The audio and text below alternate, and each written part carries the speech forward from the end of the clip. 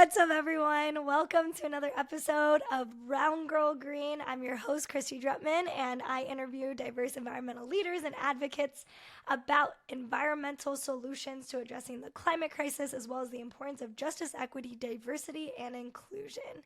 In today's episode, we are joined with a huge ocean advocate who is doing really innovative stuff to change the game when it comes to storytelling about protecting our oceans. He is an incredible leader in this space, and he's going to tell us a really interesting story about how he shifted his career trajectory to caring about cleaning up plastic pollution around the world and inspiring people that our waters and our seas are worth caring about. So super excited to have him on the show, and I would love, Chris, if you can introduce yourself to the audience. Wow, it's great to be here. I mean, I don't know if I can do as good introduction as that, but I mean, you sold me quite well there. I'm Chris Desai. I'm the Global Project Director for UOcean 2050. We're based out here in the United Kingdom, but we have a global reach in our conservation efforts.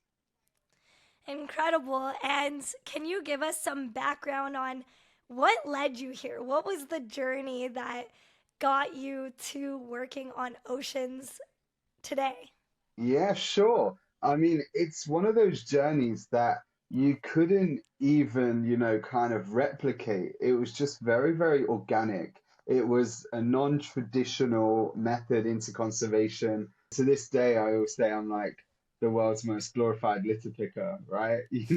I've addressed conferences of 3,000 people and I've said, hi, I'm a trash collector, just for that reaction, because, ultimately, I was in fashion. Fashion has been my heart and soul since I was young. From 5 years old, I was selling textiles on a local market with my dad. It was one of those stories. My dad was a refugee into the Hmm. United Kingdom, so I'm the son of an immigrant in that respect. And we had this work ethic, like you would sell anything and everything, right? You're trying to keep the lights on. So I Hmm. wasn't born with a silver spoon in my mouth or anything like that. It Hmm. was hard. And getting to know your product, that was always the thing. He used to tell me, Hmm. this is how many count is on the knitwear, this is what this fabric is, and all these kind of things. And for an amalgamation of life choices, I ended up going into fashion. And from that, I moved to London and I got working in branding and fashion. And the journey kind of just took off from there. It was one of these, I was the first employee of a company. There wasn't even a company before me, right? And they said to me, are you good at graphics and designing? And I mean, I was about as good as anyone else that's used paint on their school computer, but I had studied graphics for a while. And I said, yeah, of course, I'm a great designer, you know? And that was it. My journey into the fashion world started. I learned everything and anything there was to learn about it, from the Hmm. compositions, the colorways to the art direction. Fast forward 11 years. I'm now the art director for a prestigious fashion firm. We had, 45 staff under me. We had satellite offices around the world, and we were actually the third largest manufacturer for one of the retail stores in the United Kingdom. And I Wow. kind of look back and I say, oh my gosh, that's an amazing kind of story. But it's actually a lot darker than that because during the times of myself building the career in fashion, I was the same child as I always were. And I was asking those questions. What's that made from? What's the thread count on that? Hmm. And then I started, and I say this before eco was cool, right? Before Before it was cool, yeah. sustainability was the buzzword of everyone. Apparently, oil's sustainable these days, right? Everything's sustainable, right? So Everything's sustainable, yeah. everything is. This is a sustainable conversation we're having, right? Before people greenwashed and blue washed, I was asking those questions. Where does this ink go? Is this made of plastic? A lot of people don't even realize that polyester fibers are plastic, direct Hmm. from oil. So asking these questions for years and years and years. And as I started at the peak of my career, I was spending ridiculous amounts of time, 18 hours a day in the office, right? And every single Friday, I'd be like, zoom, straight out of the office to the coast. I'd be on a beach somewhere, sailing, water sports, diving, doing something to try and find my sanity, right? And during a weekend away, I came back and it was one of those Monday morning. It's 5 o'clock in the morning. I was there to open the office at 6. And, from everyone around me looking at my life, it would look very successful. And it was so far from the truth. It was unbelievable that this thing that I loved, I had started to do all of that research. I'd gone down the rabbit hole that of microplastics, of being in the factories and asking them, where does that ink go? And getting pushed off every time until eventually, I used my position to say, look, if you do not tell me, we won't be working with you. And that's when I say I kind of grew a backbone maybe of something, who knows? And when I truly started to see the impact of what the industry I was in was doing, I realized how devastating it was. The second biggest polluter in the world. And this is, something that millennials, Gen Z, everyone's shouting about fashion, fashion. And I'm like, if you love the environment, you would not be buying this, right? Mm, mm-hmm. And 5 o'clock in the morning, I look in the mirror and I was finished. I was done. I was Wow. the complete opposite of what anyone else in my life thought. And I had that real honest conversation with myself. And you know what, Christy, it was the first time in my life I was honest with myself. And Hmm. I looked in the mirror and, I won't say the words I said, but I'll say similar. And I said, you are a bleep, bleep, bleep hypocrite. You really are, right? Yeah. You are such a hypocrite. It's unbelievable. How can you honestly say you love the ocean, you love this, you love the planet, you're trying to be sustainable when the very framework I built my life in was unsustainable? And that was Yeah. it. That moment changed my life. I walked into the office, resignation, paper on the table, that mic drop, literally. And that was That's it. amazing. That's where that journey started from that, it was once again just organic. I took 6 months out. I literally got on a boat, right? I went out to sea. I left my phone, I left my laptop behind, everything, because I genuinely needed to find who I actually am. Not this Whew. persona that I had created, this fabrication to the world, Chris Desai, fashion mogul, all this kind of stuff that it was just, yeah, to everyone else, but to me, I was the biggest hypocrite going, and I can be vulnerable enough to say that. And being at sea for 6 months, it wasn't like Bahamas and luxury. This was cold, British, UK weather, like it was -2. It wasn't what Wow. everyone thought, and it wasn't a luxury yacht. It was this battered up old sailing boat. But being on that yacht, I had a moment. And once again, just like the hypocrite moment, it had all been leading up to this single moment in time. And, I was meditating on the front of this yacht. And it was once again, I think I have a connection with 5 in the morning. I can't help myself. 5 a.m. revelations. Yeah. Yes. And on the front of this boat, I had the most beautiful moment that would change my life. And the dolphins were looking up out of the water and looking at me in the eye. And yeah, I had this moment where, do you mind if I get into it actually? Do you want me to tell you? Please. Yeah, No, this so I is can great. just I'm on talk like the edge of my seat. Like, tell me. it. I need to know what the dolphins told you. Well, yeah, no, these dolphins are on the bow wave and they kept looking up at me, and this one dolphin specifically, honestly, was like eyeballing me. And I kept looking down and then looking away, and then I thought, it would have gone away. And then I looked down, and even that, that we can't look animals in the eye. Why is that? Why couldn't I Whoa. look down in the eye? And I looked down, and it was there again. And then the moment happened, like we hit this wave, and it was only just a normal wave. And as I was meditating, and I was kind of in and out of meditation, you'd feel the water spray on your face, right? Just like hit Mm. the wave, hit the wave.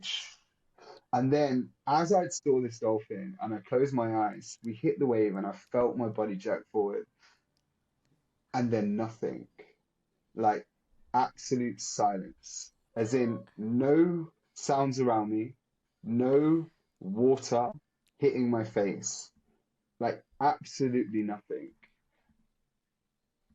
And from that, I opened my eyes because I thought, oh my gosh, like what's happened? And I looked around in front of me, and honestly, it's an experience that, maybe some of the audience could relate to, and maybe some completely can't, but it's just my truth. And I looked in front of me, and as the water had kind of came up, it was like frozen in front of my face. And I mean this like it felt for a millisecond, a minute second, I'd been taken out. Like my perspective, my awareness was not there.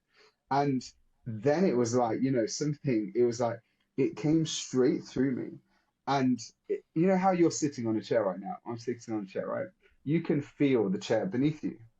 Imagine that feeling on steroids. So I literally feel as if I could feel, and this is the strange thing, I could feel like the grain of the sand underneath the boat on the bottom of the ocean at the same time as feeling that I could taste it. It's like the taste of earth. It's like I then within a second it shoots back, and I can literally feel and I can see myself on this boat. And it's like I understood for that token second. I mean, tears streamed down my face. And I just understood, I always say I don't ever feel I deserved Mm. that moment with God, with life, whatever you may call it, that I felt connected to every single thing that ever existed and does exist and will exist and doesn't exist today. Like it's literally a divine connection. And from that moment, I just felt immediately, I closed my eyes because I actually thought I died to an extent. I genuinely thought this is it. Maybe I fell off the Wow. boat, and got chopped under the propeller or something, or the keel. And honestly, and I closed my eyes again, and then it just hit me. It was like the water on my face. And I just sobbed. And I mean, I cried for about 25 minutes. Like, Wow. I mean, I'm getting emotional when I talk about it. I couldn't believe that how much wrong, how much things I'd done to the planet with knowing, but without knowing, right?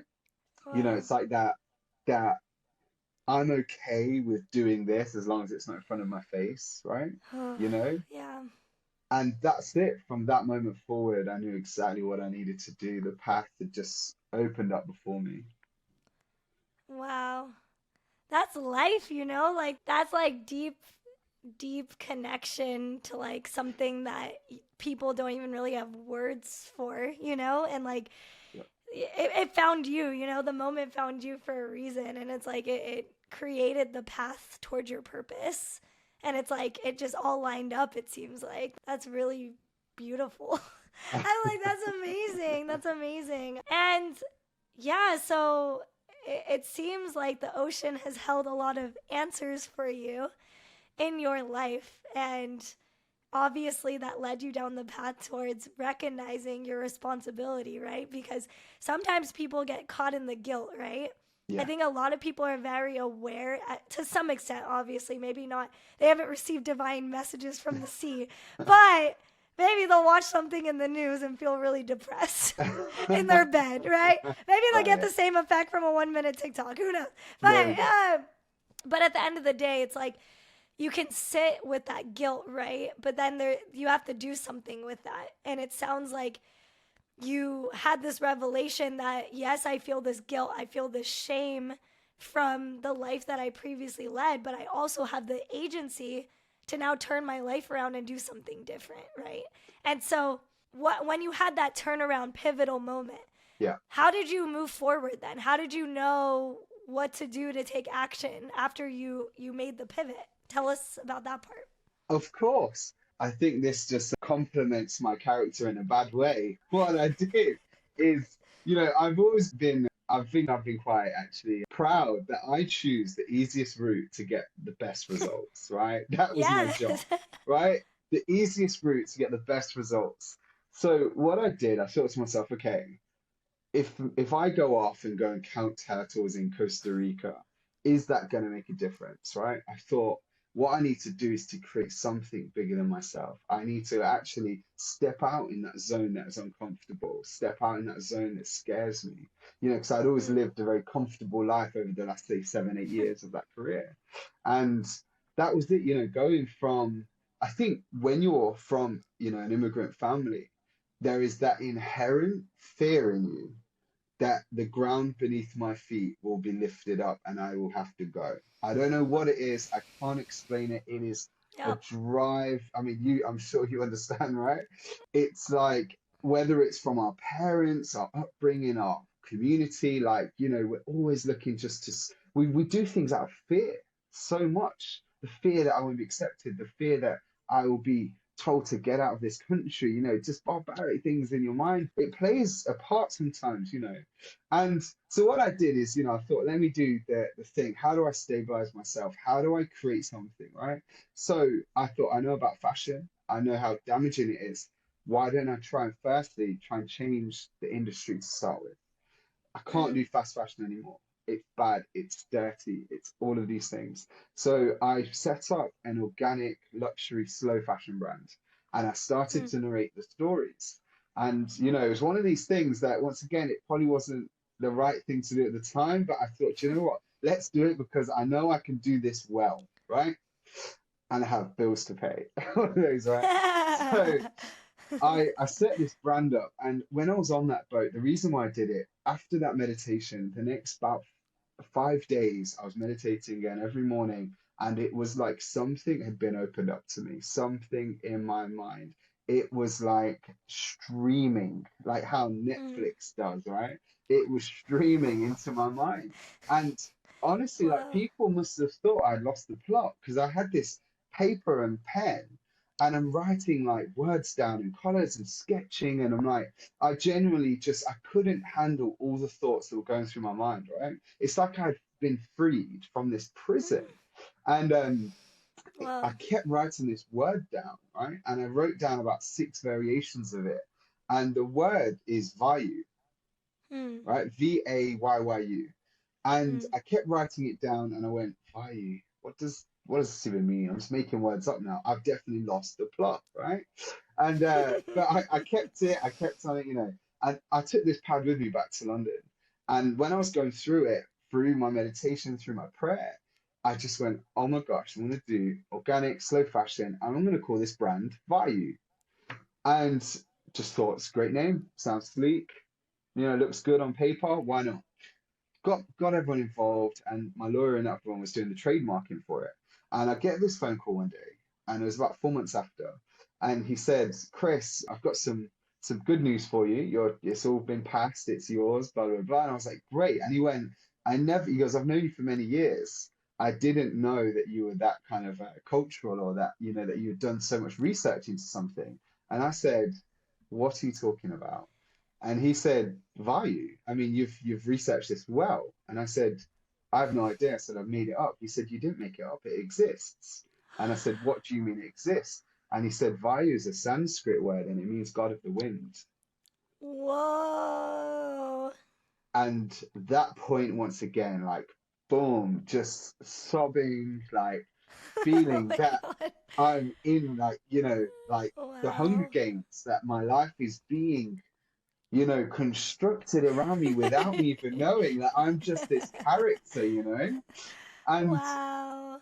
that was it. I mean, fast forward, I launched Vayyu, organic, slow. We use like sound filtration pits, diaffluent systems, organic fabrics, no plastic, biodegradable stuff, very much. We used to say, look, only buy what you need, don't buy two, just buy one, we limited purchases, all that kind of stuff to create a slow fashion market. Keep that t-shirt for 10 years, not 1 week, you know. And 2 years in, we reached the second most ethical brand in the UK by the Good Shopping Guide. Um, Wow. I mean, Because it's you know what to do. You I, got the skills, but you I used it for good. don't, well, I don't know about that, but yeah, it worked, right? I think there's forces at play here, right? So that happened, right? But then once Right. again, Christy, it's like I was sitting there and I had this overwhelming feeling that I've just done the easy option. I've said I want to help the planet. I've done this sustainable brand that's made a bit of money. We've got a bit of fame from it. And I went, oh my gosh, I am still not repairing the planet. It's like I can't help mm. this inherent ego within me, the selfishness potentially. And Mm. so, true to my character, my word, Christy, I did the next best, easiest thing. I said, I'm going to donate some money to a charity. That's how it goes. That's how it goes. That's Like, true. I'm gonna pay for my redemption here, right? This is the truth. This is open heart, right? No, I love this. This is so good. I probably sound Yeah. like an awful person, but I'm just me, right? So, No, this is like what people need to hear, right? Like people need to know the steps towards, get taking action, right? That's very realistic and I think you're walking us through your yeah, own process of unlearning. Like so many people are going to benefit from hearing this. So, it gets continue on. better. Yeah. It does get Yeah. better. I do become a better person, I believe, at the end, sort of, ish, Okay. maybe. Great. Um, Great. Great. So I looked for a charity to give some money to because I thought, let me give back, let me empower people, let me do something. And I wanted it around river and ocean plastics because that's always been my pet, kind of ethos, my pet hate, seeing plastics in the water. And what I did, I went back to the town that I was born in, which is a town called Leicester in the East Midlands. It's in the United Kingdom. We're famous for about two things. One is cheese, red Leicester cheese, and the other thing is David Attenborough there, yeah, Ah, so I'm the new she's Prince in David version, Attenborough. and hopefully Chris Desai one day, right? And I'm like Chris Desai. I'm Yes. the brown David Attenborough, right? Yes. Yes, you are. Yes. Yes. Yes. Oh, I love this.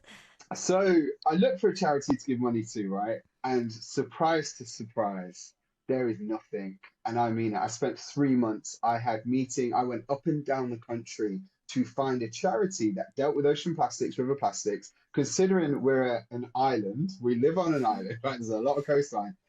Everyone that I found seemed to be very privileged, middle class, upper class, social class was a big play, Caucasian, on the Mm-hmm. coastline, delivering these kind of projects.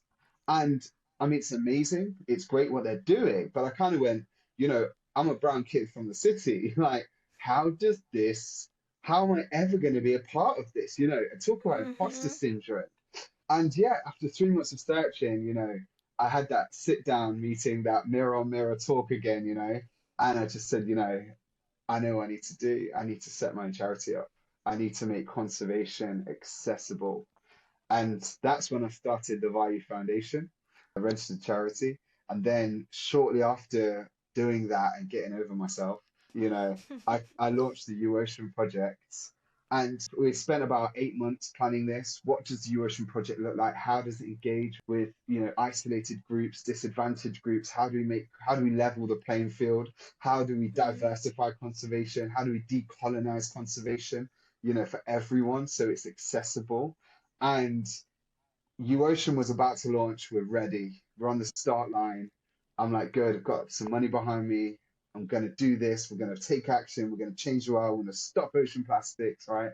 The hero mission. And then we'd started to hear things on the news talking about this is March 2020, right? So we'd started to hear this news coming out of China and then Italy about this virus and this pandemic and things like that. And then it hit the UK, and the UK goes into a full lockdown March 2020, the very week I'm launching UOcean. And by this point, cards are on the table, like chips are out, and I've gone, oh my gosh, like vulnerability times 1,000, like everything financially, mentally, emotionally, all of these kind of things. And I just went, why? Why? Like, come on, you've taken me this far. Is this why? Like, how this doesn't work? This is not part of the plan, right? Anyway, and I spoke to the team, and the team are in, like, they're kind of, everyone's up in arms, like, oh my gosh, what are we gonna do? And they had this calm in me actually. And I just said, you know what? Give it a few days. I said, I think it's gonna be okay. Let me just have a think. And that was it. 3 days later, there's this message, and it said, everyone's allowed out of the house for 1 hour a day for exercise or nature, right? And I just went, why do we not give people litter pickers, create a platform, create some sort of recording of it, and we enable people to go out on their own, picking plastics out of rivers and coastlines, and they can Mm. report it back to us. That was it. That was the saving grace, that people had the time to go out in nature. People had 2 years to explore their areas, right? From that, Mm. from me going on a list pick on my own, to now 6,000 volunteers, right, around the world. Wow. Going from one chapter, one UOcean chapter, to now 18 UOcean chapters in the UK. We've got 15 UOcean chapters internationally. I just came back from Bali 2 weeks ago, was in UOcean Saudi Arabia a month ago. We just opened up UOcean Malawi last week. I mean, literally, we've expanded across the globe. We're the fastest growing BAME organization around conservation out of the UK. And yeah, we've removed now over 360,000 kilos of marine plastics, which Wow. to give people an idea, that's around 3.2 billion bottles worth. Um, Wow. and this was all on a shoestring, right? And this was all from me trying to take the easy way out. So that's where we are. I mean, Wow. UOcean started out of a self-realization that I wasn't being true to myself. It then got forged through trying to do the easy option and getting pushed back at every single point.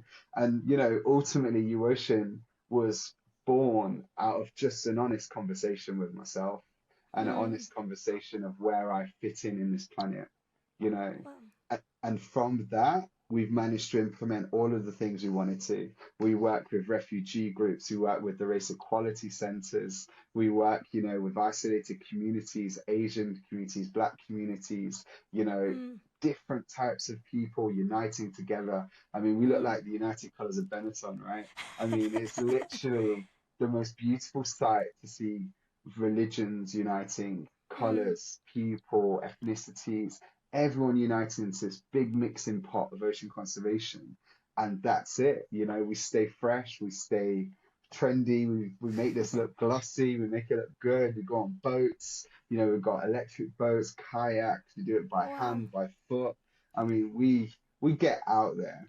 So Wow. yeah. Well, it's impressive. I mean, the rate at which you all have grown in even a short amount of time is a testament that I think more people are waking up to the realities that our oceans need help and they need support and they have been so polluted and ignored and humanity has only explored such a small minuscule percentage of our oceans, right? And even in that minuscule percentage, it's polluted with our own waste. So it's crazy to like reckon with it all in some ways.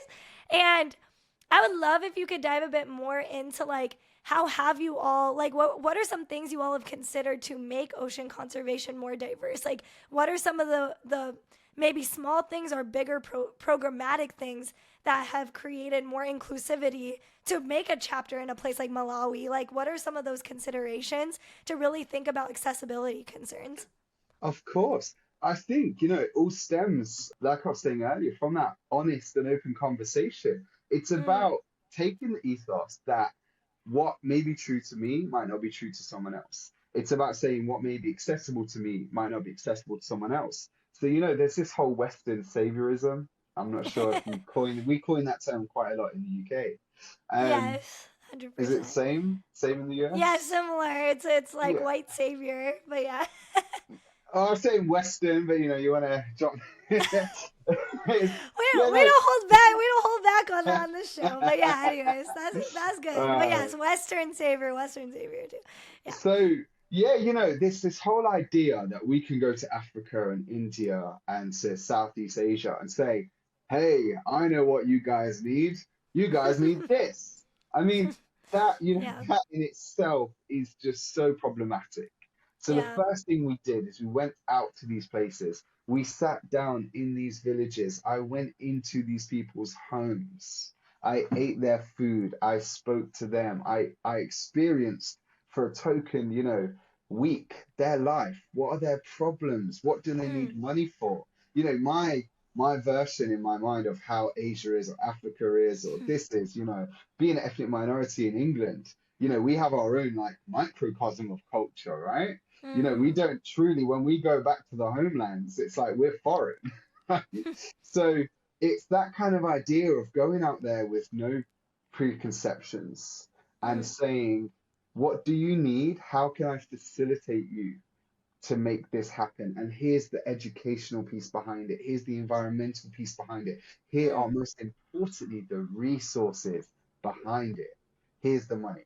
Here's the equipment. Here's the job. It's about actually being practical. It's so easy for us, in this hemisphere to say, you know what, I'm going to volunteer my Saturday and Sunday to go plant trees and remove some plastics from a river. When you're in a country where it's hand to mouth, $2 a day, $1 a day, you don't have the luxury of taking time to be a conservationist. So how then could Mm-hmm. we actually empower and employ these individuals from remote communities? How can we get them resources? How can we get them wages? How can we Mm. actually make their life, because you see like these guys, these gals, they work hard. Yeah. They know the meaning of hard work. Yes. And it's like we work hard, they work harder because they're Yes. working to survive, and that's a Yeah. very different thing than us here. So we literally went and listened. That's all I could say is we listened. We then started working. What are the barriers to entry here? Is it cultural, right? Why are people not Mm. recycling? Why are people not putting their rubbish in a bin? Oh my gosh, because there's no bin service. The country has no infrastructure, right? You know, it's Mm-hmm. so easy for someone to point and go, oh, it's Africa and India that pollute the most in the Philippines. It's Yeah. like, well, but why? People, humanity, I believe with all my heart, are inherently good. There's some Yes. bad people out there, but I think there's so many good people out there, so many people to support. And when you realize that and you ask those questions, then they say, like I was sitting on this remote island in Indonesia and I asked the question because there's burning piles of plastic all around me. I mean, literally, like up my nose, in my eyes, burning. And, I had to detox when I got back, trust me. But I was asking Yeah. them, why are you burning this plastic? And, I had a translator and they just said, there is no bin. Like, Simple as that. Simple as that. simple as Yeah. that. There is no bin day. There is no government bin. There is no So what are you gonna do? collection. There is no recycling facility. Therefore, we either throw it in the ocean, river, or burn it because that makes sense, right? Yeah. And that's a hard thing to hear for a lot of people. Even on the show, I'm sure a lot of people, I'm sure there are a lot of people that are aware of certain things, but I'm sure there's a lot of people that are still learning. And, Mm-hmm. when you go somewhere where they don't have the infrastructure, I always say, what would you do in that situation? You'd do the exact same thing as they're gonna do. You wouldn't Mm-hmm. what are you gonna do? Pile it up in your front living room? Of course you're not. You're Right. gonna throw it outside. You're gonna get rid of it. You're gonna do something, right? So then we started to look at everything. So like cleanups, education, and advocating for a better Mm. world, a cleaner world, and then actually putting infrastructure in place. We went then to the recycling houses, the recycling facilities. We then spoke to the community. We then set recycling facilities up if there's not one there. We Mm. really started to look. Then we're saying, why are we getting it from the beaches and in the open ocean when we can put a river barrier in place and stem the bleeding, stem the plastic pollution problem? So then we Mm. started to implement river barriers. And then Wow. our amount started to add up tons a day. And then we're employing people to clean the barriers. We're employing local people to create the barriers. We've now created this, blue economy So around the cool. ocean that's accessible, that is diverse, that levels that playing field, I where love there's no that. excuses, there's just action, right? Less talk, more action. And that's what I love about what you all are doing. It's not just about trash pickups, it's so much deeper than that because you all have identified that this is a systemic issue. And so I'd love for you to talk a little bit more about the advocacy and education pieces, specifically the advocacy, because I know that's a big part of like where you all are pushing your programming moving forward. I'd love for you to share a little bit more about that.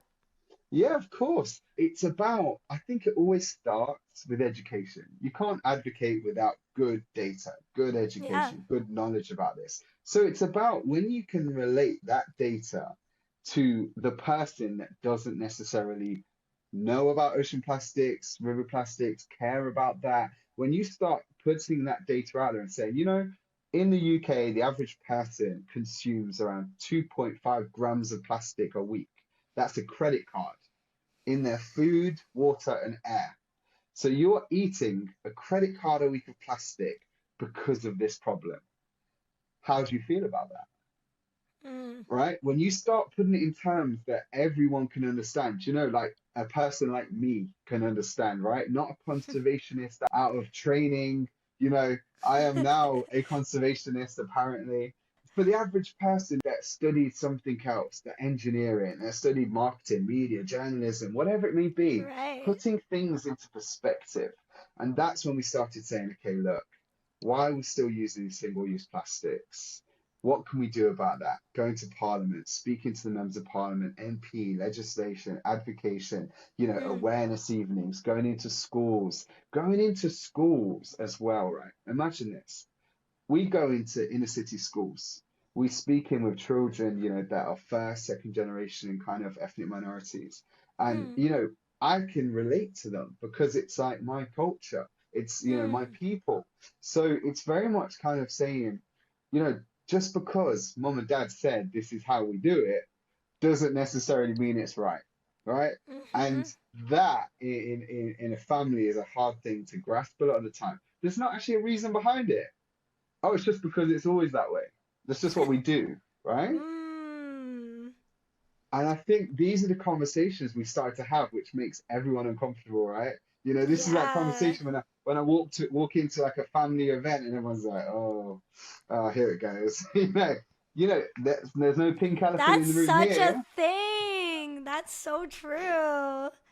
Christy, I know you've had that. I know. It's true. I remember when I was first starting out, it was like, oh, like can't talk about this in front of her or can't bring that up. And like even No, with my parents, like it was just one of those things where it was like viewed as disrespectful if I was going to challenge yep, them on, yes, why are we buying this or why are you doing that? And yeah, that's like that is a that's levels. That's yeah, true. That's so true. yeah.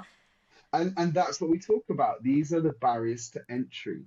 These Wow. are these like self-imposed barriers. This is what, as a person of color, I think in my community, as a person in my friendship circles, it's very much that we never admit self-imposed barriers, right? It's everyone else's fault.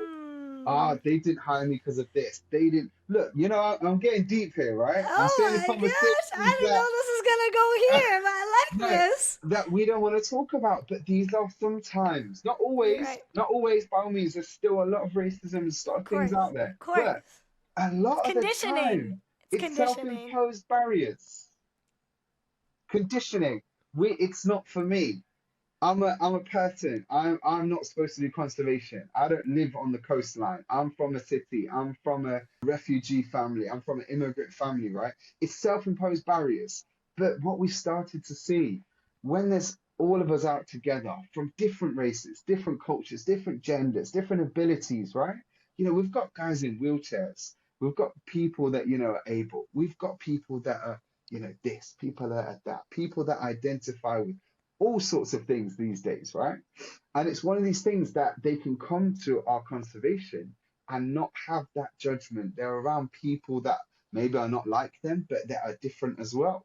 That, it's an amalgamation of everyone. And it creates this kind of these beautiful conversations, sometimes in our cleanups, right? There'll be like 120 of us out cleaning a river. And I'll just walk along, right? Everyone's cleaning up, doing the thing. I'm doing the easy part, right? No, joking, joking. I get stuck in now. I get stuck in. But I listen to some of these conversations, and I've just seen and heard some of the most beautiful conversations where people will be talking, from different things. You've got like an old Muslim man, and then you've got, like a young English, lesbian, let's say, right? Something like that. I'm talking worlds apart, right? But Right. they're walking along and they're talking about stuff, and then they go talking about food, and they're like, "Oh my gosh, we both go to this restaurant. Oh my gosh, like they like the same food, the same dish, they like the same music, like all of these things." And it's like I'm watching this melting pot before me, and I'm saying, "Is this not the world that I want to live in?" Yes, it is. Hmm. A world of acceptance, a world of tolerance, a world of peace, and conservation. Ocean conservation can unite every single person, right? We need the ocean to breathe. One out of every two breaths comes from the ocean. I wouldn't have this conversation with you without the ocean being where it is. So Hmm. therefore, we all have a debt of gratitude, a debt to the ocean, that from all walks of life, we all can join together and repay her for what she has given us abundantly without Mm. asking for a single thing back. Oh, that was really nice. I needed to hear that too. You know, I could talk to you for hours about this. This is amazing. And your passion is so palpable. And you really are like, you're not just the brown David Attenborough. Like, you're in your own lane, creating such new conversations and new ways of thinking about how this work can look. And it's just so inspirational, honestly. And just what UOcean's doing, like, you all are taking, that three-pronged approach of, action, awareness, advocacy, inclusivity. So not just talking about like the oceans matter, but people matter. The people that benefit from oceans matter, right? And like Yes. that's creating a whole new lens, a whole new tone to the conversation that will make more people want to get involved. And I think that that's what the world needs more of. So I would love just to wrap up this conversation that has been so impeccable. If you can share with people how they can get involved with UOcean, or just, resources you'd like to share for people who listen to this and want to tap in. Let them know what you think the steps they could take are. Yeah, sure. So U Ocean is the letter U, ocean, right? So the letter U ocean. So you can head across to www.uocean.org. Hit us up on Instagram, it's UOcean Project, and hit me up on LinkedIn, Chris Desai. Amazing. And do you have any last calls to action for people who maybe if they still aren't convinced that they should work to protect the oceans, what's your key call to action or message to them? Hate is gonna hate. No, not really. No, my last call is, do you know what? Everyone on this planet, like I just mentioned, everyone on this planet is alive and thriving, right? Because of the ocean. So whether you are 1,000 miles inland, right? Every river leads to an ocean, right? Every stream goes to a river, every stream goes into that, every river goes into that. It's this conveyor belt to the ocean. The ocean then obviously recycles all of that, puts the water into the clouds and back on land, right? Whether you like it or not, you're a part of this beautiful and amazing system. And I encourage everyone just to have that conversation with yourself. You don't have to be a conservationist. You don't have to start an organization. You could start doing the smallest things like reducing your plastic usage. You could just start by upcycling. You could start just by looking for fruit that doesn't have plastic packaging. Small things in your daily lives we all appreciate, and we have so much gratitude for the individual that takes small steps where they can, you know, steps that they can afford to take, you know. Conservation can be one of these things, right? Like you said, the accessibility of it. You don't Mm, have to be near a sea, you don't have to be rich, you don't have to be white. Anyone can do this. You can all look mm. after the ocean in your daily lives. So just take action in the smallest way possible, and it will be greatly felt. Incredible. And, I think the biggest takeaway I'm getting from this episode is that no matter what your starting point is, every person has a role to play. And I think, developing that consciousness that you do have the power and the resources, whether big or small, to do something within your own agency. I think you are a living example of that, right? Like, you went on your own journey, but every single person on this planet can develop that own sense of consciousness shift if they allow themselves to be open to it, right? So I hope that if you listen to this episode, that you really absorbed Chris's message of his own journey and shifting consciousness, and maybe it'll can encourage you to also challenge yourself on ways you can open yourself up to those energies as well. So thank you so much, Chris, for being on the show today. Such an inspiration. I can't wait to continue to build with you and collaborate and continue to build our friendship as well. And thank you, everyone, for listening to this week's episode of the Brown Girl Green podcast. I was your host, or I continue to be your host, Christy Drutman, and I interview environmental leaders and advocates about diversity and inclusion, as well as creative solutions to the climate crisis. Make sure to subscribe to the Brown Girl Green YouTube channel, the Brown Girl Green podcast, wherever you get your shows, and the new Brown Girl Green podcast Instagram. Thanks, everyone.